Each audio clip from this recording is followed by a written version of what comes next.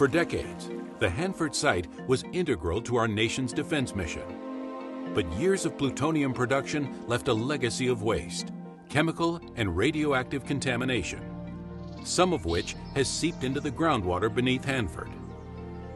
Cleaning up the groundwater and protecting the Columbia River is a key part of the Hanford story. The Columbia River is a national resource for both human and ecological activities, including drinking water, agriculture, and recreation.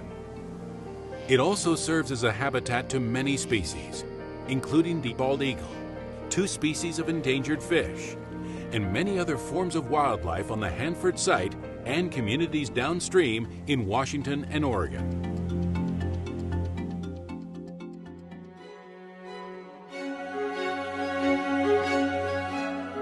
During more than 30 years of operations at Hanford, approximately 450 billion gallons of contaminated liquids were discharged directly into the soil through evaporation ponds and infiltration structures.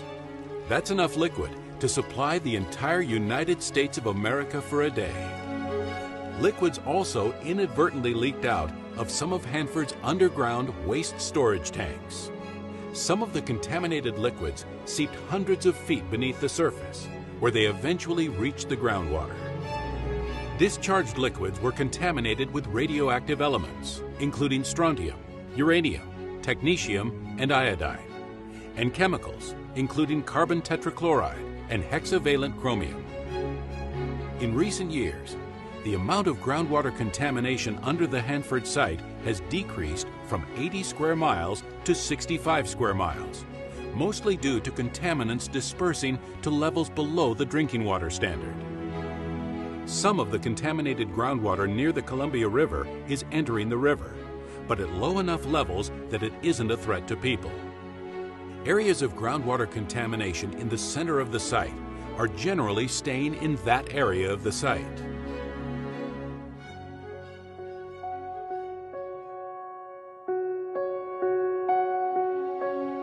For years, the Department of Energy has been working to clean up the Hanford site and reduce its footprint from 586 square miles to just 75 square miles by 2015.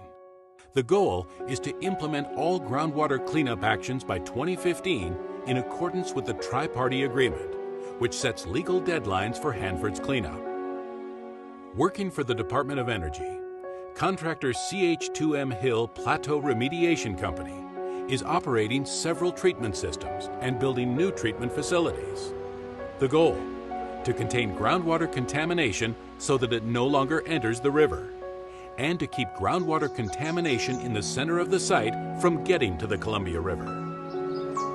To accomplish the groundwater cleanup goals, every opportunity to increase the effectiveness and speed of groundwater remediation is being considered. Pump and treat systems are the current prevailing method for groundwater cleanup.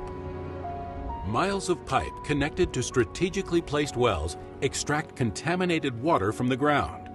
The water is pumped to a treatment facility where the contaminants are removed. Then the treated water is placed back into the ground. The groundwater is carefully monitored, and wells are moved as necessary to increase the effectiveness of the treatment systems. To date, more than 5 billion gallons of groundwater have been pumped out of the ground and treated to either the drinking water standard or the stricter standard for aquatic life.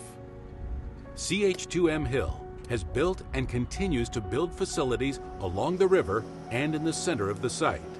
This work will increase treatment capacity from 30 million gallons per month in 2009 to more than 150 million gallons per month in 2012. Through 2010, efforts to remediate the groundwater have resulted in the removal of nearly 31,000 pounds of contaminants from the 5 billion gallons of treated water. The Department of Energy and CH2M Hill are exploring new technologies to remove contamination, including chemical and natural barriers to hold contaminants in place while they decay naturally. Through these efforts and dedication to protecting the Columbia River, the Department of Energy is set to meet its goal of putting final groundwater treatment systems in place by 2015.